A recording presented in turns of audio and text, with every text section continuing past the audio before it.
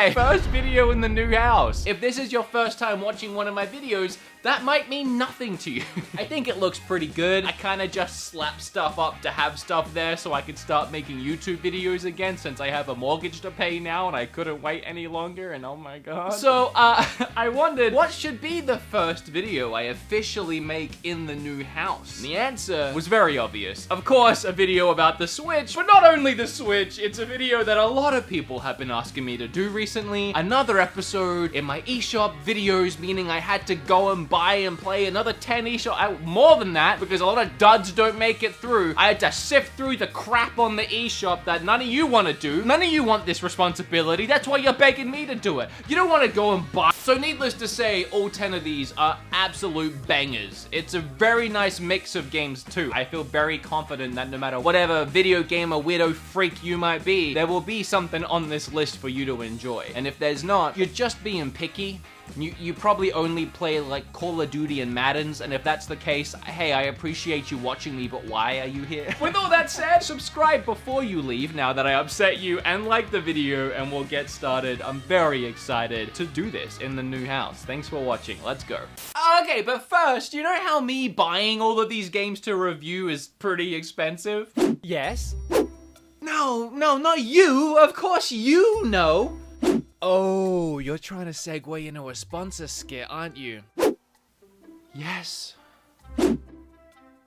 Sorry, go on. Today's video is sponsored by Skillshare! Skillshare is an online learning community where millions come together to take the next step in their creative journey, with thousands of inspiring classes on topics including, but in no way limited to, illustration, design, photography, video editing, and much more. Whether you want to learn how to become a YouTuber or just do some fun art as a hobby, everything on Skillshare. You know, we ain't wrong. In the past, I've taken Japanese, guitar lessons, even Adobe After Effects courses. But whether you're looking to get better at cooking at home, which is a good idea right now, or learning how to sketch, ink, and color, there's literally a course for everything. Maybe not literally everything. I'm sure if you look for something weird, it might not be there. But you know what? Skillshare is literally super affordable, with an annual subscription costing less than $10 a month. And for a very limited time, Skillshare is offering our viewers, I guess, a free trial of Skillshare Premium membership just by clicking the link in my description. Yeah, so how about you get off your butt and learn something already? Or better yet, stay sitting. I mean, it's all online anyway. All right, on with your video, you idiot. A short hike is just that. You hike, climb, and soar your way up the peaceful mountain landscapes of Hawk Peak Park. The beautiful autumn aesthetics are so crisp. The yellows, the oranges, the browns, they all leap straight off my Switch screen and land me smack bang in the middle of a Starbucks, buying my 15th pumpkin spice latte this season already. Hi, welcome to Starbucks. We're gonna get started for you. Hi, can I get me one of them pumpkin cream cold brews in the largest size you have, please? Okay, I can do the Venti pumpkin cream cold brew, or I can do a Trenta, actually. That might be too big. How big is that? 30 ounces. That sounds like a lot. Let's stick with the Venti. Okay, I'm basic, but I'm not 32 ounce basic. That's a lot of coffee. I should have got it. Had too many of those. This game soothed my soul. From the visuals that initially had a 3DS reminiscent look but grew on me quite quickly, to the lush original soundtrack that progresses dynamically as you explore the mountain, but also the gameplay. You can explore the island any way you like, choosing your own path as you go. You'll meet other hikers, each with their own stories and great dialogue, find hidden treasures like feather upgrades allowing you to fly or climb higher than before. Yeah, and don't expect any heart-racing, blood-pumping, action-packed gameplay here either. This is a game that promises a moment of peace in a world drenched with chaos. It's simply a short story about a bird's hike up a trail that has no cell phone reception. So for only $6.99, put away your own damn cell phone for a couple of hours and just enjoy the tranquility that is a short hike. Next. Oh. wait, did I say tranquility? Yeah, never mind, screw that, throw it out the window, it's time to get loud! Double Kick Heroes is a loud, unapologetically obnoxious, kick-ass, alright, turn it down, I can't keep yelling, rhythmic shoot 'em up, where you must survive the Mad Max-style highway to hell, full of zombies, battle tanks, and giant undead chickens, or whatever else the game decides to throw at you. And this game deserves a lot more love. For the soundtrack alone, I mean, this game gave me Tony Hawk 2 vibes of 10-year-old me having something musically awakened inside as I discovered new artists and awesome tracks just by playing a really fun game. Each level of the game is set to one of 30 new tremendously awesome metal songs as you smash buttons on your controller in time with the face-melting tracks to slay the undead creatures sprinting after you. The game begins easy enough as I played with one line of beats. You'll probably still see me in the top 10 worldwide scoreboard for most of the easy difficulty. As soon as I stepped it up to having 2 lines of tracks, a sniping button using the trigger, and another button for throwing grenades, that was when practice made perfect. And I found myself buried in waves of rotting flesh. So if you're looking to just rock out to some tracks, you can always just play casually. But I love how many difficulty options there are. And speaking of options, you have a bunch of different modes like arcade, story, and even daily challenges. And if you've completely lost your marbles, you can try using the Joy-Con motion controls. I gotta imagine that's impossible. Sadly, it wouldn't let me use my drum though. It wouldn't recognize. Oh well. Spiritfarer is a cozy, wonderful little game that deals with death. But you know, like in a fun way. You play as Stella, which coincidentally is also the name of a delicious Belgian beer, but that's off subject. I don't drink, but it's delicious. Stella is a fairy master to the deceased who, with your aid, befriends and cares for spirits before releasing them into the afterlife. You do this by helping the spirits with whatever they need to accept their fate and just move on already. There are many different requests given from these spirits that will have you farm and mine, fish, harvest, cook, and even craft your way across the mythical seas. Featuring gorgeously hand-drawn and animated characters, Spiritfarer is a management sim that as you play will have you building things like kitchens to cook your food, farms, and even little guest homes for the spirits to temporarily live in. There is plenty more you will create upon your ship, and even more you can find and discover by sailing to other islands and exploring the world around you. But what this game does best is deal with its underlying themes of death and acceptance in a way unlike any other game has even attempted to before. The story and dialogue is brilliantly written, with believable characters and moments that will have you questioning your own real-life purpose on this planet. I grew attached to so many of my spirit guests and new friends, and then right as I felt like I had finally gotten to know them, it was time for me to help them move on, and they were gone. In a beautiful way, by helping these spirits accept their own mortality, the game in turn teaches you the acceptance of death itself. I get chills. I got chills when I wrote that, and I got chills when I said that. And if you weren't sold on the game already, you can play co-op with a buddy, and your buddy gets to play as the cat. So yeah, buy it. Oh, where you from, mate? Oh, I'm from down under. Oh, really? I'm going down under? Yeah, sometimes I just get bored, you know. Oh, the next game. Whatever. Going Under is full of vibrant color and energetic action, having you play as an unpaid intern at a startup company. Now, on a normal day, that sounds pretty boring.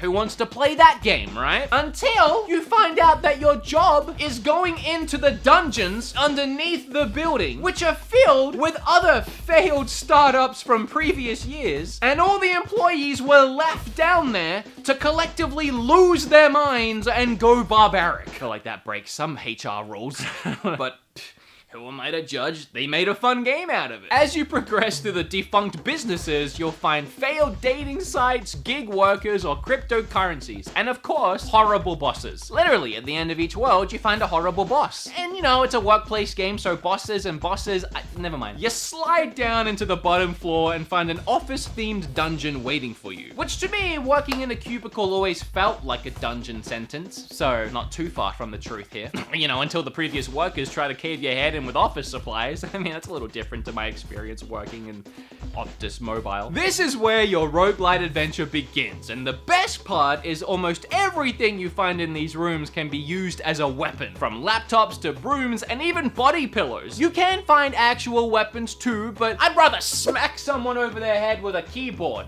like Wanted style. Yeah, that's great, bro. Who's the man? Oh dang, that was Chris Pratt. I didn't realize till I looked it up for this video. Not only the better you will get at learning enemy attack patterns, but the more permanent upgrades and skills you can unlock to make the next go round more likely to be the one you don't die on. My first experience with A Long Dark was earlier this year on Xbox Game Pass. It's a clever exploration survival game that managed to wedge its intro song so far into my brain that now, months later, I still find myself humming it to this day.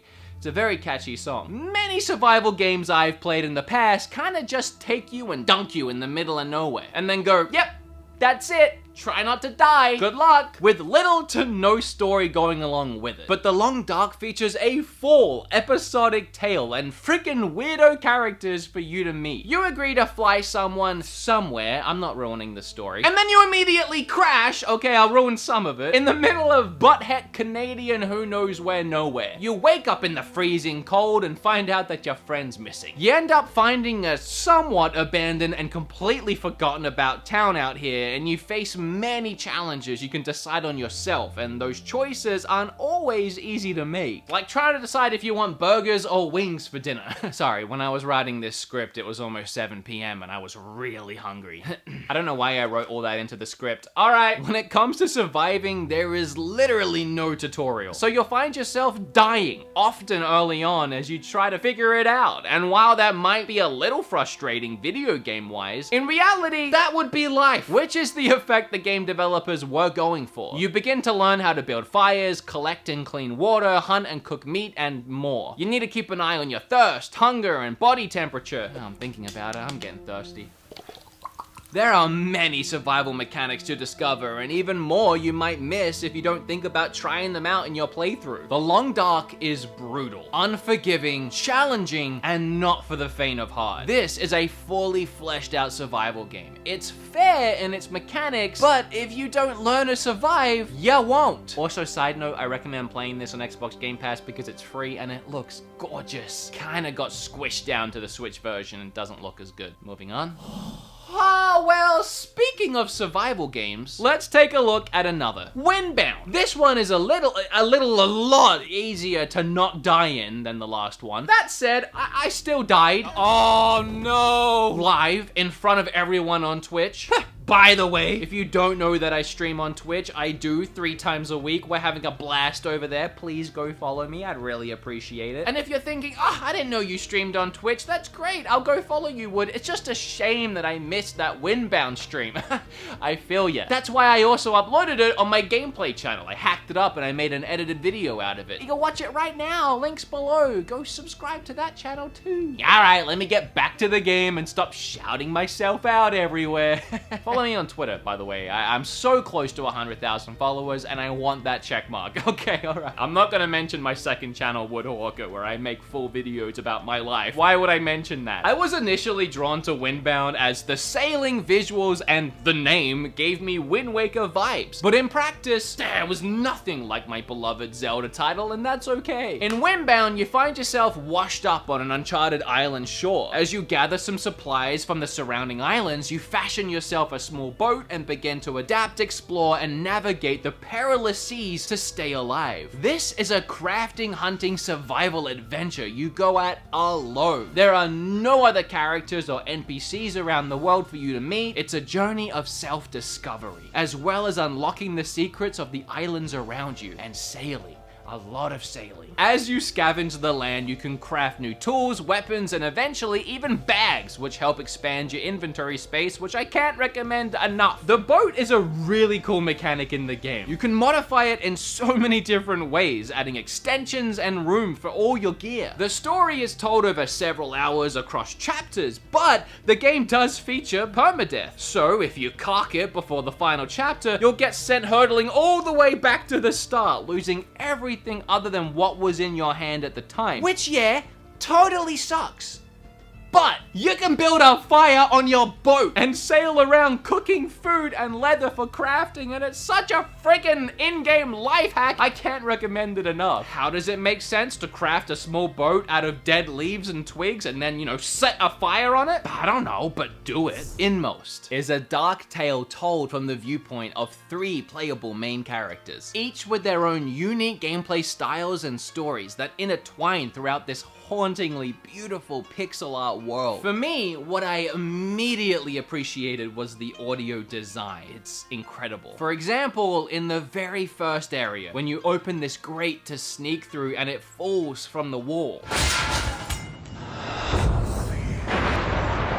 It's sudden, heavy, and weighted, added with that quick flash of light and the shadows of a husband and wife reaching out to you as if begging you not to leave. Needless to say, the tone for the game was set right here and I was invested. While playing as the knight, you can attack and grapple. The little girl can move objects around to help her platform, and the man is all about puzzle platforming, and it's with him that you'll spend most of the game. I really enjoyed the puzzle mechanics and impressive storytelling through its striking visuals and audio design. I don't have much else to say. If you like what you see here, go get it. Oh, hello games. Good to see ya.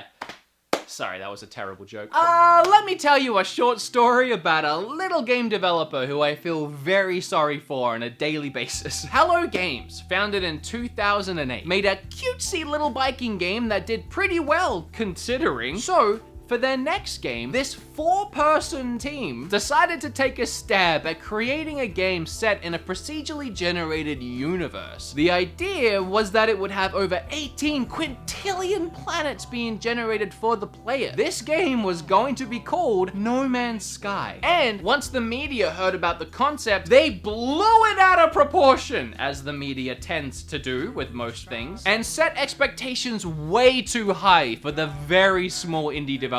Then, after Hello Games went through a flood in their office and having to recover most of the project's code, PlayStation went and obtained the rights to the game, putting even more pressure on the 4 people making it. Needless to say, you know the story from there. And even though Hello Games did a fantastic job post-release at delivering what was originally promised, No Man's Sky was still a Herculean task for them to complete. Thankfully, after all that mess, Hello Games went to work creating an adorably charming, realistic for 3 people, wonderful game known as The Last Campfire. I told you that story before I showed you the game because I believe Hello Games deserves a level of appreciation they aren't often shown. And just maybe now you'll consider giving The Last Campfire a chance now that you know its story. The Last Campfire is a puzzle adventure game where you take control of a lost soul named Ember. It's your task to help fellow forlorn souls who have lost hope to find their own purpose. Each lost soul will share its memory with you, creating a puzzle for you to solve. I found these puzzles really fun, and the mechanics shift between each one so they all felt unique. The world itself has a fair share of puzzles for you to solve as you progress, meeting interesting and sometimes adorable new characters, and other times not as adorable. But something that is consistent is the outstanding soundtrack, marvelous lighting, and the solid 60 FPS.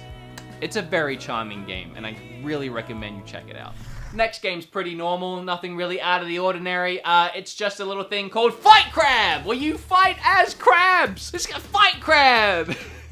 Okay, bear with me here. Fight Crab is what would happen if every anime ever had a baby with Long John Silvers. It's an over-the-top, physics-based battle game that combines giant crustaceans with insane weapons like swords and rockets in claw-to-claw combat. And you can even ride a seal into battle, and it's dumb, and it's stupid, and Kim and I laughed our freaking asses off when we played it together. Look, it's not good, but that's kind of the point. You can be a lobster, wielding whatever weapons you want, fighting and trying to flip over the other sea creatures for a 3-peat count, you're out. Okay, yeah, it's honestly so stupid. But I mean, it's pretty fleshed out. It has a campaign mode with 34 different stages, 23 types of playable crabs, 48 different weapons, 1v1, 2 versus 2, offline and online modes. Look, if you ever wanted your red lobster with a side of Cheddar Bay biscuits to go to war, this is the game for you.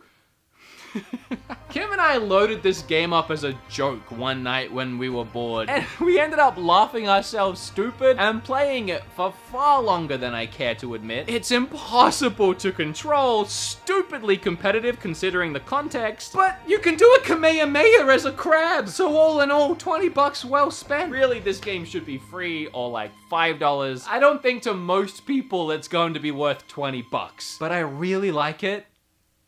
So, I like dumb things. Not everything has to be serious all the time. Sometimes you just want to play something stupid. My friggin' thirst gauge is low again.